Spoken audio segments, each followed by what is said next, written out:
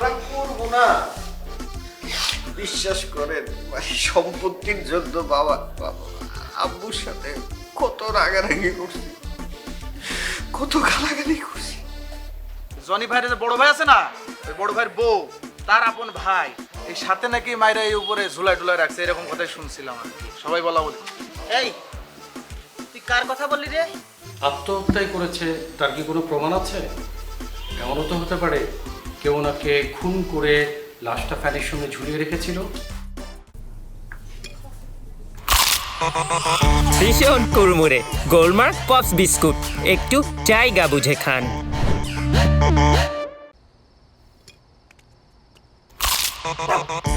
ভীষণ কুড়মুড়ে গোলমার্ক pops biscuit, একটু জায়গা বুঝে খান।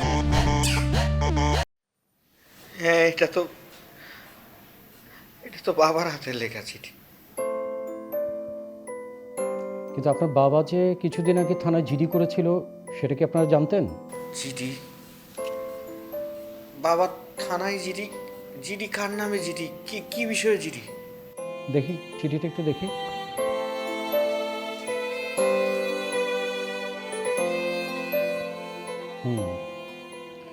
জিডিতে উল্লেখ ছিল ওনার 2 সন্তানের মধ্যে সম্পত্তি নিয়ে নাকি প্রচণ্ড দ্বন্দ্ব ছিল এবং এই দ্বন্দ্বে যদি খুনোখুনি বা রক্তারক্তি কোনো কাণ্ডও ঘটে যায় এই জন্য উনি দায়ী নয়। আর আপনারা নাকি সম্পত্তির ভাগ বাটোয়ারা নিয়ে ওনাকে প্রচণ্ড প্রেশার ক্রিয়েট করতেন। হ্যাঁ, বাবার সম্পত্তি নিয়ে আমরা ভাই বোন প্লাস আর এক ভাই, মানে 3 জনের মধ্যে যে যা চলছিল এটা মোটেও মানে স্বাস্থ্যকর কিছু না। কিন্তু আমি তো 15 দিনের জন্য নেপাল গিয়েছিলাম। আমি আজকেই ফিরলাম এবং আজকে ফিরলাম। আজকেই বাবা চলে গেল। গত 15 দিনের ব্যাপারে আমি কিচ্ছু জানি না। স্যার যত কিছুই হোক আমি আবার বাবার লাশ কাটতে দিব না। দেখুন, আমরা ফ্যামিলি মেম্বাররা কেউই চাচ্ছি না বাবার লাশটা কাটাছেঁড়া হোক। আমরা দাফন করতে চাচ্ছি নর্মালি। আপনার অনুমতি প্রার্থনা করছি। কিন্তু দেখুন, আপনারা 2 ভাই বোন বললেই তো হবে না, আপনাদের আরেক ভাই আছে, তার লিখিত অনুমতি লাগবে। আচ্ছা, আমি ওকে ফোন দিচ্ছি।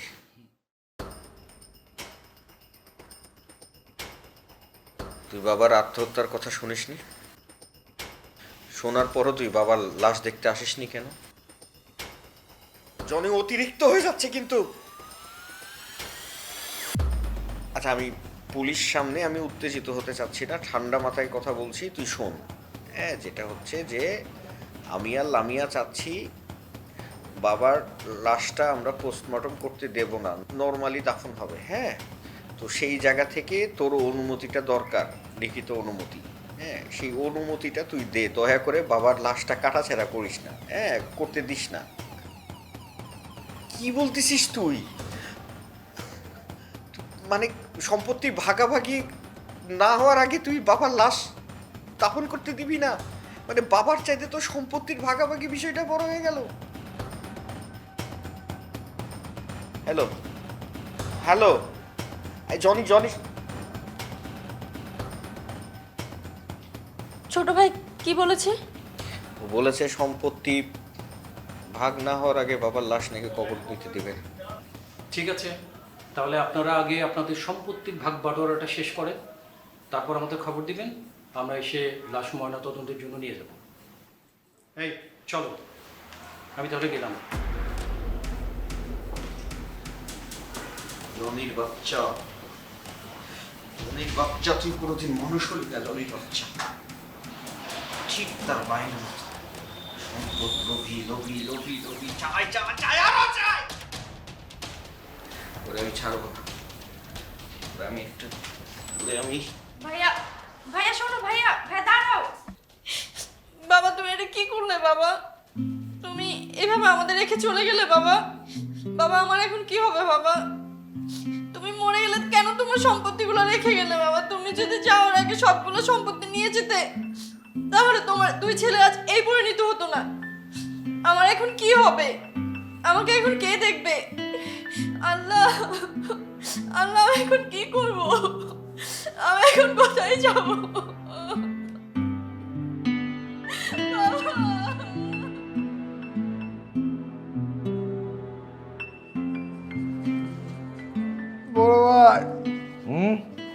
সকাল সকাল জান্নার সামনে কি করেন?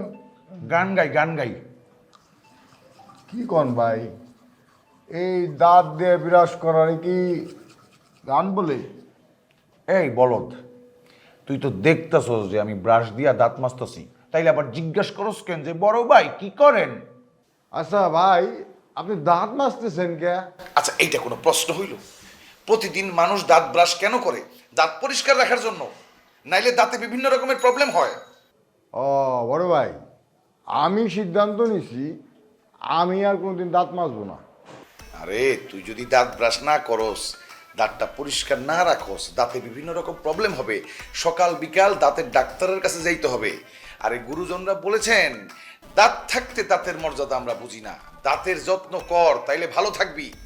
আচ্ছা বড় ভাই, আমার একটা কথার জবাব দেন তো। কি কথা? পৃথিবীতে মানুষ ছাড়া এমন কি কোনো প্রাণী আছে যারা দাঁত বিরাজ করে?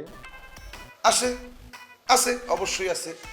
কুকুর, বিড়াল, ভেড়া, কাক, বিভিন্ন ধরনের পশু পাখি সবাই দাঁত ব্রাশ করে, দাঁত পরিষ্কার রাখে। আচ্ছা ভাই, আপনি এই যে পশু পাখির নাম নিলেন, আপনি কি জীবনে তা করে দাঁত মাছ দেখছেন? আরে সবই যদি বুঝোস, তাহলে বলদের মতো প্রশ্ন কেন করস? আর এইসব পশু পাখি কি মানুষ? তারা কি মানুষের মতো দাঁত ব্রাশ করে দাঁত পরিষ্কার করবে? তার মানে আপনি বলতে চাচ্ছেন যে পৃথিবীতে মানুষই একমাত্র প্রাণী যারা দাঁত বিরাজ করে? আচ্ছা, আমি বললেই কি সব কিছু একদম ক্লিয়ার সত্য হয়ে যাবে? আর আমি না বললেই কি সব কিছু একদম মিথ্যা হয়ে যাবে?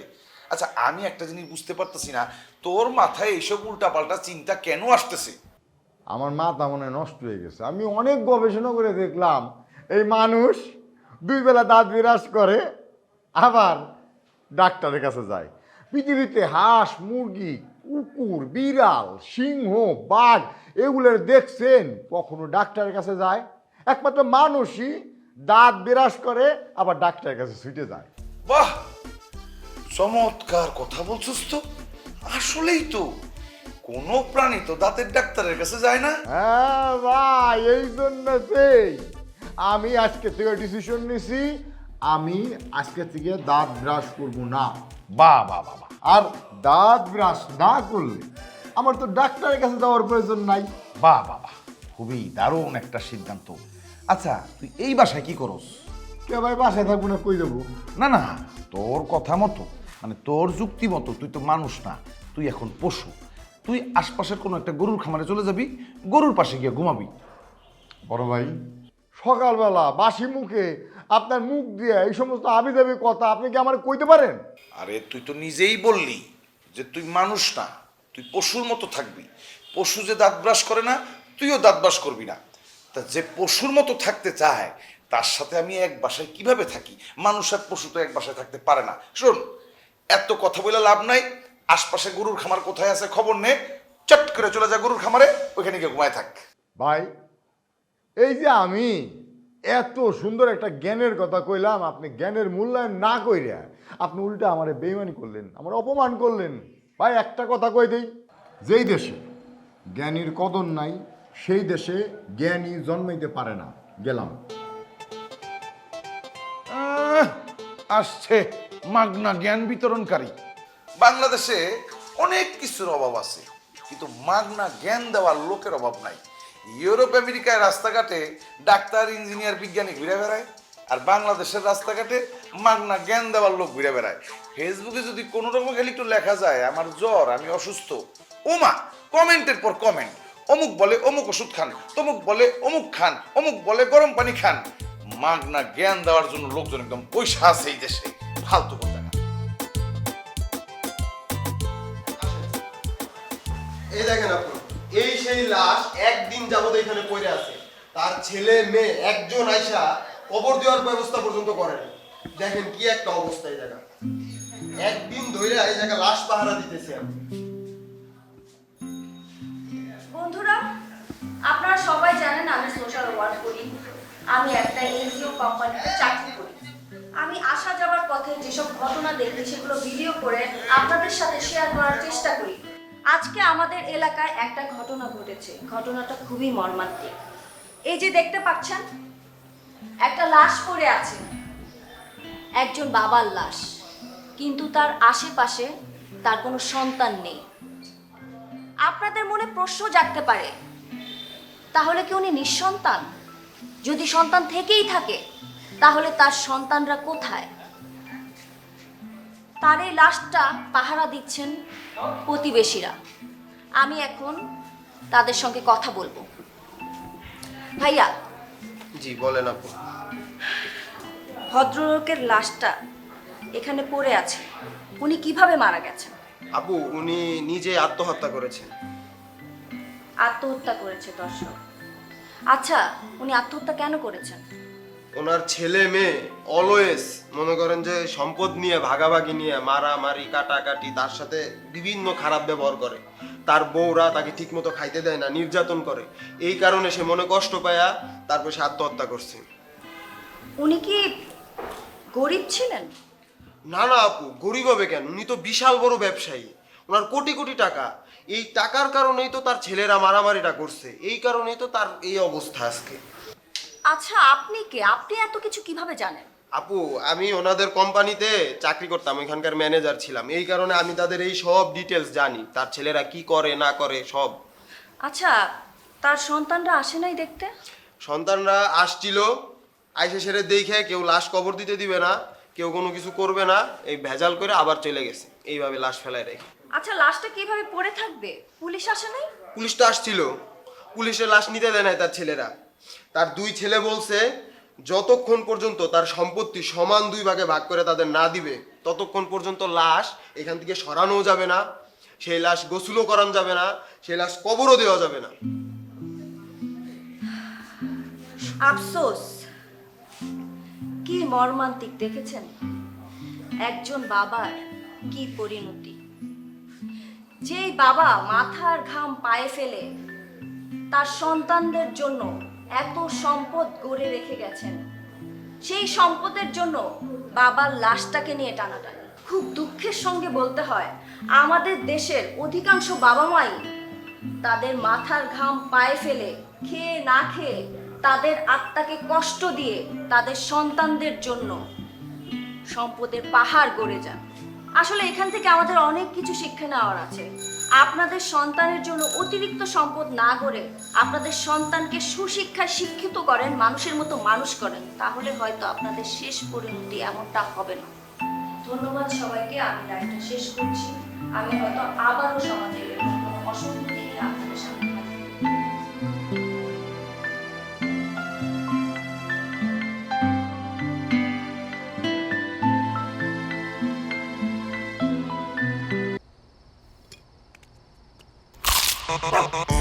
ভীষণ কুড়মুড়ে গোলমার্ক পপস বিস্কুট, একটু জায়গা বুঝে খান।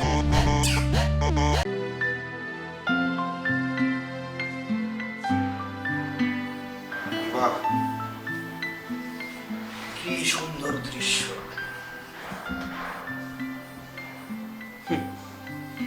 সুসন্তান রে তুই। আমাদের বাবা খারাপ ব্যবহার সহ্য করতে না পেরে আত্মহত্যা করল, তার সন্তান হয়ে তুই বাবার লাশ পর্যন্ত দেখতে গেলি। ড্রয়িং রুমে সোফার উপর ব্যাপক ব্যাপক ভাবস নিয়ে বসে আছিস না? ভাল লাগতেছে।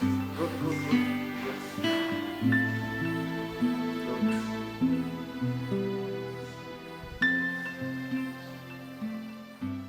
কি ব্যাপার? এই তোর পায়ে বান্ডিস কেন? আমাকে মেরে পা ভেঙে দিচ্ছে। কে তোকে মেরে পা ভেঙে দিছে? তোমার বউয়ের বড় ভাই। বউয়ের বড় মানে ইব্রাহিম? ইব্রাহিম ভাই? ইব্রাহিম ভাই তোরা পিটিয়ে পা ভেঙে ফেলছে কেন? সে তার নিজের হাতে করে নাই, সে গুন্ডা হায়ার করছে আমার মারার জন্য। রাতের অন্ধকারে আমাকে পেয়ে পুরো পাটা ভেঙে দিচ্ছে। তুই কি করে বুঝলি যে ওই গুন্ডাগুলো ইব্রাহিম ভাই ভাড়া করা? আরে বাবা, এখানে না বুঝার কি আছে? তুমি যখন ছিলে না, ইব্রাহিম ভাই কিছু সাঙ্গপাঙ্গ নিয়ে বাবার অফিস দখল করতে গেছে, এবং বাবার অফিস দখলও করে ফেলছিল। পর আমি গিয়ে তাদেরকে মারধর করে অফিস থেকে ভাগাই।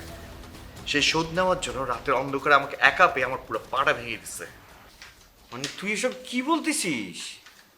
মানে ইব্রাহিম ভাই আব্বার অফিস দখল করছে?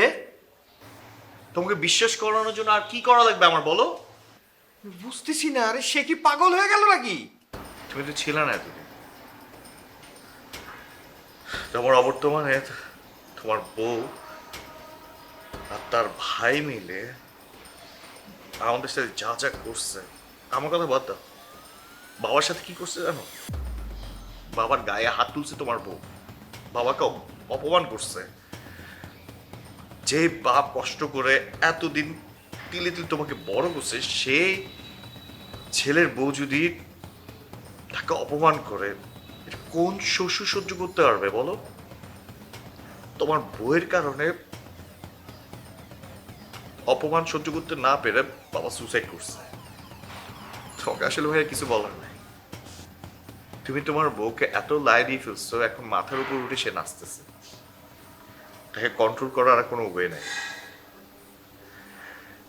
তোমার বউ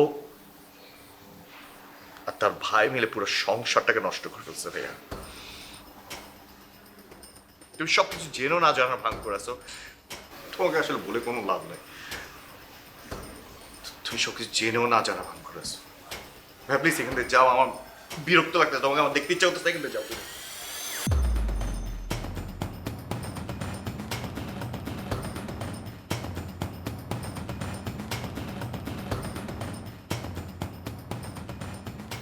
বড় ভাই, ঘটনা শুনছেন? রাগ তোর ঘটনা, মেজাজটাই খারাপ হয়ে রয়েছে আমার। কি হয়েছে? আরে এলাকার চায়ের দোকানে গেলাম যে একটু চা খাম, হ্যাঁ? কইলাম যে দুধ চিনি বাড়ায়া করা করে চা দে। হ্যাঁ, কয় চা নাই। আমি কইলাম দেখ আগের ব্যবসার করি না, আগে তো চা খায় টাকা দিতাম না, এখন তোর টাকা দিমু। কয় চা নাই। আমি কইলাম তুই চায়ের ব্যবসা বাদ দে, গটকালির ব্যবসা শুরু করছি, বড় লোকের মাইয়া দেখে তোর লগে বিয়া করাই দেই, শ্বশুর বাড়িতে পায়ের ওপর পা তুইলা থাকবি, খাবি, ঘুমাবি। তারপরে কয় চা নাই। বড় ভাই, আপনি কি ভুলে গেছেন বান্দরের গলায় মুক্তার মালা মানায় না? বাদ দেন তো এইসব। আপনি কি 13 নম্বর রোডে 4 নম্বর বাড়ির একটা ঘটনা শুনছেন? কি ঘটনা? 13 নম্বর রোডে 4 নম্বর বাড়ি আছে না, ওই বাড়ির জনির বাপ আত্মহত্যা করছে। কস কি? এই উনার বয়স আছিল কত? এই 60-65 হবে। আচ্ছা, এই বয়সে আত্মহত্যা করার উনার কি দরকার ছিল? আরে আর 5-10 বছর পরে আজরাইল তো এমনি কোলে করে উনার নিয়ে যেত। এই সময় কেউ আত্মহত্যা করে?